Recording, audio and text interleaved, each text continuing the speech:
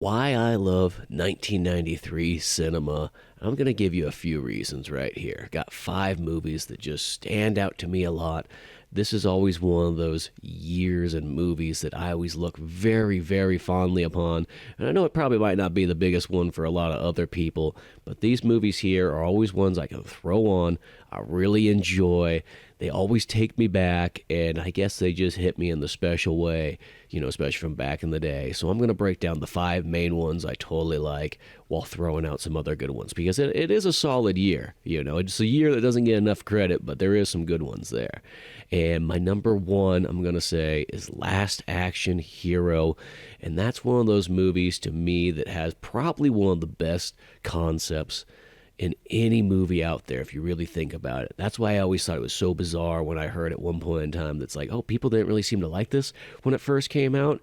And what I think it turned out to be is that there was a certain older generation that didn't care for it, but everybody kind of growing up, the tables have sort of turned. I even remember there was a Muscle and Fitness once that was breaking down, the top 10 Arnold movies like they always do.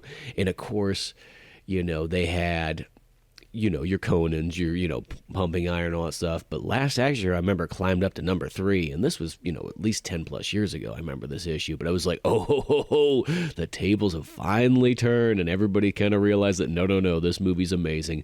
But really, the best concept in any story, in my opinion, is like you get a magic movie ticket that you can go into any movie you want. I mean, just take that concept to anything else in life. You know what I mean? Just imagine if you had a magic ticket that took you into any video game you wanted to go into, or you could literally go into any book you wanted to. Like the whole idea of that's like, yeah, I want to go into that world. And for me, it works out well because Arnold Schwarzenegger, that's my favorite movie actor of all time. Those are my favorite, movies. So it's like, yeah, I would totally be Danny in that, and I would want to go into literally an Arnold movie and be a part of it and everything like that. So it hits me in so many levels.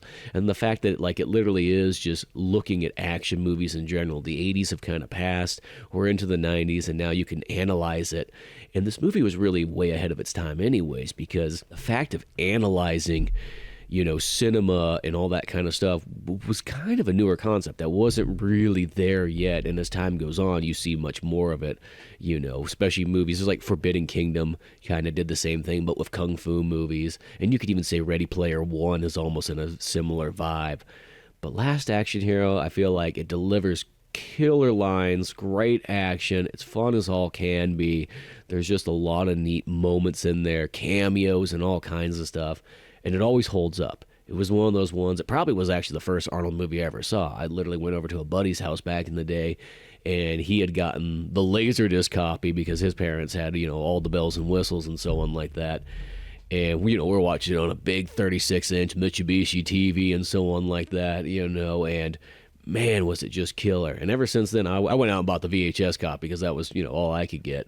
But from then on out, that turned my Arnold Schwarzenegger obsession on to 11. And I just had to get them all. I had to collect them all. I would scour the TV guide looking for when the next Arnold movies would play and all the ones I was missing out on and so on like that. But Last Action Hero, that's really one of those ones. It's such a magical moment. I think one of the big things is, there's some big movies that come out right around the same time as it. So I think that also, didn't help the cause. But man, is it always a good experience. So going on to my number two, I'm going to go with Batman, Mask of the Phantasm. And Batman, the animated series, I think that is literally almost the pinnacle of animation. I know that might be talking a little bit of bias just because I love Batman and I love the 90s animation and so on like that. But I feel that is the show that really turned everything around from, don't get me wrong, I like 80s and 70s cartoons and so on, but I do think that's a little bit more of the, everything's a little bit cheaper and quicker and, we're trying to sell the toy and, cartoons are kind of cartoons, where Batman the Animated Series was the one that introduces like, no, here's a cartoon that, it really almost isn't a cartoon anymore. It's like, it's literally could be a show that anybody can watch. It gets deep, it gets dark, it has all kinds of elements going on for it and so on. And they kind of, I think, realized that, even though there was still like mixed kind of conflicts in Warner Brothers themselves about what they should do. Should we make it more kid-like? We got a bunch more adults like it and so on like that. But they put out Mask of the Phantasm in theaters, and it was initially going to be a straight to VHS release. But that movie in 1993, it was still a big deal for, like, if you were just at that age, is like, oh man, I'm really in the Batman. They got a movie coming out and everything like that. And I don't believe I got to see it in the cinemas. I did see it I got to rent it when it came out on VHS. But it was always stuck with me as like, hey, this is a good way to, if you want to just show somebody Batman the Animated Series and get them kind of into it, it's like, here you go. You got Batman, it's got Joker in there too, so you got the kind of core balance, but then you throw the Phantasm in, who's a really cool original character that has worked out, and he's appeared in the comics throughout time. The animation's just killer. You know, you get the feature-length movie of Batman, so it was a cool time, and you know that was an easy one to kind of have on VHS back in the day that you could totally enjoy and just, you know, watch over and over and just have that Batman on replay. And my number 3 might be a little bit of a curveball, but this is one that, if there's one of those movies that you could always just throw on, like almost like comfort food, and always just have a good time, no matter what, puts a smile on my face. That movie is Son-in-Law with Pauly Shore. And I just always dug Pauly Shore. Just, you know, Totally Pauly, Son-in-Law, Encino Man, In the Army Now. Just all those movies were just on repeat all the time. And they were just fun. The comedy was great. I mean, you got to be kind of into it. Pauly Shore was either one of those ones, you're either going to love the living daylights out of that guy, or you're going to be so annoyed by him.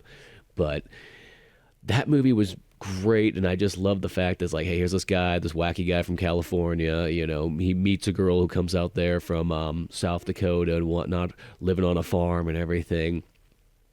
And she literally doesn't fit in when she first gets there, but she hasn't literally, you know, exposed herself to, like, you know, the 90s, you know, climate of, you know, Southern California. And so Pauly Shore shows her the ropes, takes her to all the sites, you know, gets her all the clothes and whatnot, and, you know, teaches her the lingo. And then she brings that back home with Pauly Shore, you know, for Thanksgiving, and has to expose that back to, you know, everybody on the farm and whatnot, and just the conflict of characters. But something about it, I can always throw it on. I'm always having a good time. The party's there. I kid you not, that's literally what I thought college was going to be like when I grew up. I was like, yeah, it's going to be just like this. And then, you know, literally like a decade plus later, none of it was like that. Southern California was absolutely nothing like how it was in Son-in-Law, and nor was the rest of California. So that definitely felt like I missed out on a train there. But I can always go back, relive that 1993 moment, and just have the greatest time, a smile on my face the whole way through. Classic lines, classic characters, you know, it's just great. And then I'm going to go for my number 4, probably the most controversial one on here. But if you've ever heard me rant on any of these podcasts before, you're probably pretty darn aware of this. But I love the Super Mario Brothers 1993 movie. That one, to me, has always been fantastic. I used to rent it all the time back in the day, just being obsessed with, you know, video games, Sonic the Hedgehog, Mario Brothers, all that kind of stuff. And the fact that they were making movies of this is like, what? This is amazing. And I never even questioned it. And none of the friends I grew up with questioned or anything like that. I never heard anything bad about that movie till much later in life, where people are like, oh, they don't really like this movie. It's like maybe in the 2000s where I started hearing some other people being like, yeah, people weren't really too big of a fans of that. I was like, what? Are you kidding me? Like, everybody I knew growing up thought that movie was just amazing and just such a good time. And once again, the fun factor's there. And, you know, I like the cyberpunkness that it's got in there. It reminds me of like Blade Runner, and I like Blade Runner a lot. So you kind of combine that with Mario Brothers, which once again at the time, it's one of those eras where you're trying to adapt something, you know, and it's like, okay, how do we adapt this 8-bit video game? You know, put a story together and so on like that. And yeah, they take some creative liberties, but I think the creative liberties actually work well in this alternative version. And I love Bob Hoskins as Super Mario, John Leguizamo as Luigi and everything like that. And then just throwing in the other characters too. You got Dennis Hopper as Bowser. I mean, come on, like how cool is that? And with what they kind of had, I think they created something really cool, really original. I think the story just holds up great. It's fun. Just the adventure in there, the special effects and everything like that. I know it's probably a movie of like a certain pocket generation, but I can never say too many good things about Mario Brothers. It's one of those ones I can always throw it on. I'm always having a good time. I bought that super special edition 4K set that came out about a year ago or something like that, with all the special features, all the bells and whistles. I was so looking forward to that when it did. And it's one of those ones where it's just a very neat alternative concept, but I think the movie itself is just actually really good. I never could really figure out why people just didn't care for it. Yeah, if you were looking at it to be like a 1-to-1 comparison to Mario, yeah, it might be, but I don't know. I don't even know if what people really truly wanted when you think about it, It's not like other ones where, there's like Double Dragon and so on like that like I would think about, be like, man, that was a fun movie, and then you kind of watch it and you're like, it's kind of okay. It's not nearly as, good. And for the fact that it's a martial arts movie, it doesn't have the greatest martial arts scenes in it. I think that's the biggest bummer, but Mario, on the other hand, I think it does. And it's cool if you get deep into it, because if you do read some of the original scripts and so on like that, it's quite amazing at actually how accurate it is for, the Mario universe and world, and how in depth they get into it. They really, put some, effort into it, which I've always pictured. It's like, they must be like, give or take 40-year-old guys, right, trying to research, Mario Brothers at that time period and be like, let's put this together. And, they get some stuff in there. But I think the movie that we got at the end of the day is still just a lot of fun. Takes you back on a nostalgic ride for sure, And even though I know there's conflicts and stuff while they were shooting it and so on like that, I feel like as you watch it, I don't notice that. It's like I only know that in kind of hindsight. I can still go in and go, hey, here's this cool, dark, dimension cyberpunk world and whatnot like that, where, old King Koopa's, Dennis Hopper, which, how can you not like that? But yeah, Super Mario Brothers 1993. I've probably done more podcasts on that than anybody else around. I love the living daylights out of it, and it's one that I can always throw on. And then last but not least, the other really big movie for me for 1993, the one that I've got like a massive obsession. Me and my buddy Cisco talk about it all the time and so on like that. And the way that I look at it is the way that people like Star Wars, the way that people like Indiana Jones and even Back to the Future and all that stuff. This is sort of how I feel, but instead about Jurassic Park. That to me is like my kind of movie series that it's larger than life. I literally saw that in theaters in 1993 when it came out, and it was just, oh my gosh, it's such an amazing experience. And since then, I've literally, if it plays in cinemas anywhere, I go to my way to see it. So I've probably seen it like 11 or 12 times by this point, because I won't miss it if it shows up, I've even saw it in the Grom's Chinese Theater in Los Angeles area, which was kind of cool. And there was absolutely nobody there, which made it kind of for a fun showing. But yeah, all the different times seeing it. And that's another one too, where it's just like, as a kid, you always wanted to see some cool dinosaur stuff. And of course you had the older movies, like you had Lost World with like the stop motion animation in it and so on like that. And of course King Kong has some of that there, but there was never anything that was just fully dinosaur oriented. And then here comes Jurassic Park, and it comes on out, and not only does it just deliver on all fronts, the story's perfect from beginning to end. This, it's one of the first times of using CG and really using it well, because you intermix it with real special effects, with animatronics, with practical stuff, and that combo makes you believe that, like, when you do see the CG, it fills in the blanks and it's not just continuous stuff. All the characters are great. You add in the book too by Michael Crichton, and that just gives you not only like an extended cut of it, but then just adds in some extra details. Though a lot of the extra stuff in the movie either got used in Lost World or Jurassic Park 3. They fill in a lot of those scenes there. But just the whole world of where when Jurassic Park 3 came out, like, not only did you have this excellent movie, but then they had a great run of video games at the same time, both the Super Nintendo ones, Sega Genesis ones, but then they even had some alternative ones with Master and whatnot. You had 3DO had a Jurassic Park game, Sega CD. Like, there was a lot of cool games you could play all at the time period. The action figures were dialed in, and just the whole spectacle of it. I feel like that's Steven Spielberg really firing on all cylinders right there.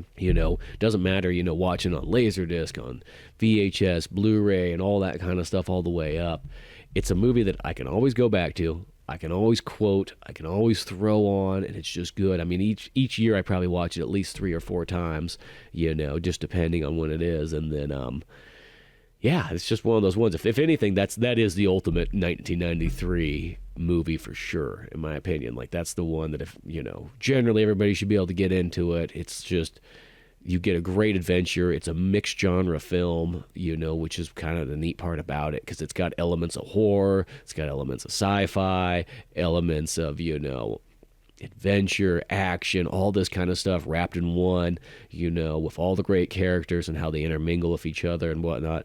And though, of course, I like all the rest of the Jurassic Park movies, that is the one that, like, nothing's really been able to top that so far. It's not like, where you have Star Wars or something like that. And I always say of the original trilogy, they're all perfect movies in their own right. It's just a personal preference of which one you like more.